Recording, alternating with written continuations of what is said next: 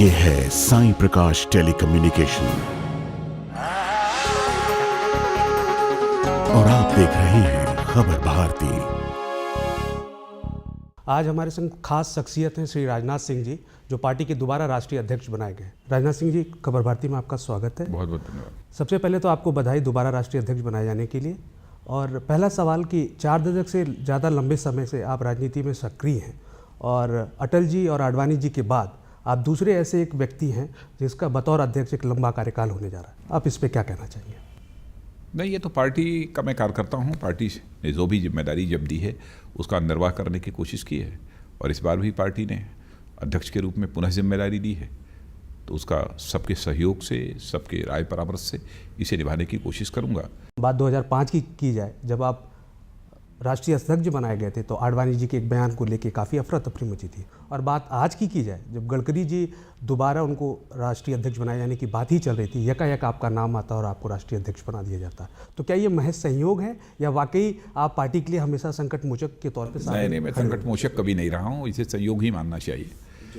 और दुर्भाग्यवश ऐसी परिस्थितियाँ कुछ रही हैं समय समय पर, लेकिन जब भी कोई जिम्मेदारी मिली है तो सबके सहयोग से ही मैंने उसे निभाने की कोशिश की है, क्योंकि मैं कोई करिश्माई व्यक्तित्व नहीं हूँ जो कि मैं कोई करिश्मा कर सकूँ, और करिश्मे में मेरा विश्वास भी नहीं है। कि हिंदी, हिंदू और हिंदुत्व, हिंदुस्तान की बात करने वाली पार्टी, हमेशा आप उसके संग कदम ताल करते रहे हैं। साथ में ही आपकी एक बहुत नरम छवि बनी रही है, आपकी स्वीकार्यता हमेशा हर जगह देखने को मिली है। इस बार भी जब पार्टी में आपका नाम प्रस्तावित किया गया था तो तमाम अन्य लोगों के नामों को लेकर विरोध हुए, लेकिन आपके नाम को लेकर पूरे पार्टी में एक स्वीकार्यता देखने को मिली। इसकी कोई खास वजह? नहीं, कोई खास वजह नहीं है, लेकिन जहाँ तक आपने हिंदुत्व की बात कही है, तो हिंदुत्व का जहाँ तक सवाल है कि सुप्रीम कोर्ट ने भी हिंदुत्व को परिभाषित किया है। उसने कहा है कि हिंदुत्व किसी जाति अथवा मजहब की सीमा में नहीं बांधा जा सकता।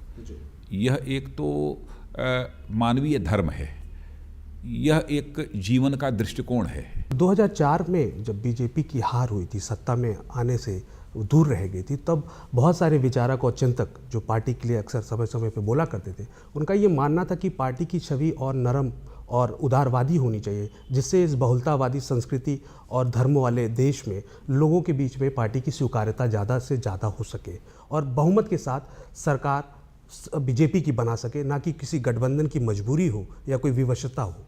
उदारवादी तो होना ही चाहिए हर राजनीतिक पार्टी को। ऐसी नहीं, मोदी जी भी उदारवादी हैं। हाँ, अनावश्यक उनके संबंध में भ्रम पैदा किया जाता है।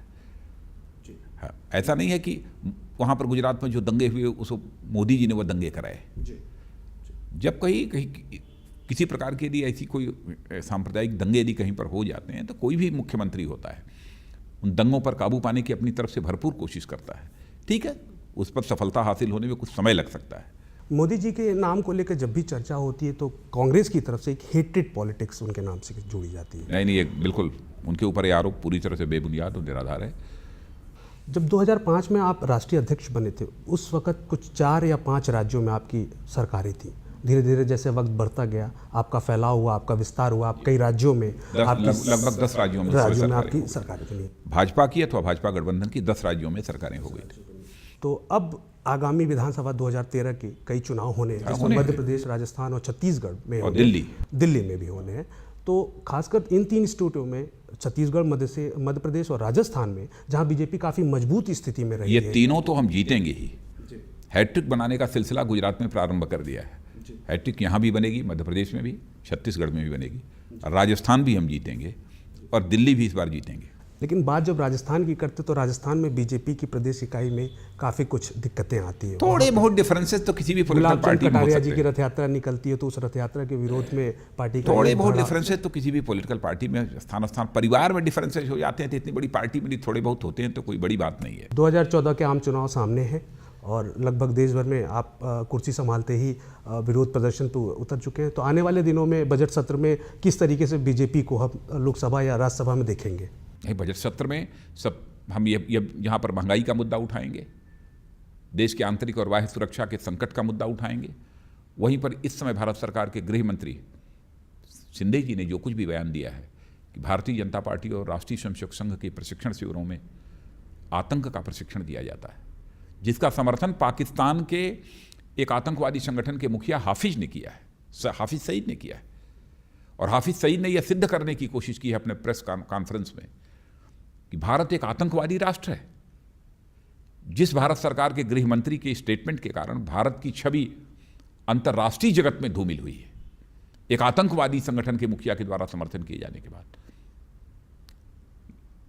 तो मैं समझता हूं कि ऐसे राष्ट्रीय गौरव के, नेशनल प्राइड के सवाल को भारतीय जनता पार्टी निश्चित रूप से संसद में उठाएगी। बात करते हैं भारत पाक संबंधों की। हालात बॉर्डर पे काफ़ी तनावग्रस्त रहे हैं और पाकिस्तान को लेके बीजेपी का हमेशा ही बड़ा कड़ा रवैया रहा है। अगर हम बात करें पिछले दिनों की, तो ये देखने में आया था एनडीए सरकार के दरमियान भारत और पाक के संबंध अपने चरम पे थे, सबसे बेहतर भारत पाक संबंध। फिर भी पाकिस्तान ने उस समय धोखा दिया किया था और इस वक्त ये कयास लगाया गया था, माना गया था। राजनीतिक विश्लेषकों ने यहाँ तक कहा था कि अगर तीसरा विश्व युद्ध होता है तो वो इसी भारतीय उपमहाद्वीप में होगा, जिसमें परमाणु बम तक का इस्तेमाल किया जा सकता है। और जबकि उसके पीछे का संदर्भ था कि वहाँ के शासन में बैठा हुआ एक सैन्य शासक था और यहाँ पे राइट विंग से अटल जी थे। लेकिन बावजूद उसके अटल जी ने जिस तरीके से पूरी सिचुएशन को हैंडल किया और अंतर्राष्ट्रीय मंच पे उनकी सराहना हुई। वो इसलिए किया क्योंकि हम यह मान कर चलते हैं कि दोस्त तो बदल सकता है लेकिन पड़ोसी नहीं बदल सकता है।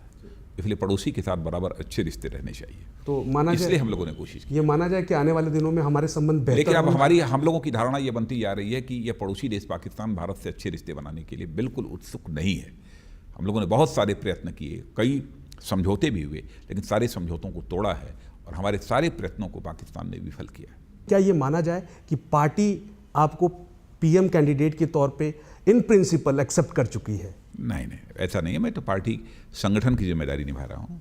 हमारे यहाँ प्रधानमंत्री पद के लिए कोई दावा पेश नहीं करता, कभी कोई दौड़ नहीं होती है। हमारे यहाँ तो सेंट्रल पार्लियामेंट्री बोर्ड जो फैसला कर देती है वही होता है। ये राजनाथ सिंह जी थे जिनका ये मानना है कि पार्टी की संसदीय बोर्ड का जो फैसला होगा वही उनको स्वीकार्य होगा। पार्टी के फैसले को ही वो आगे लेके चलेंगे और पार्टी का प्रभाव और विस्तार बढ़ाएंगे। खबर भारती के लिए दिल्ली से अविनाश सिंह। और आप देख रहे हैं खबर भारती।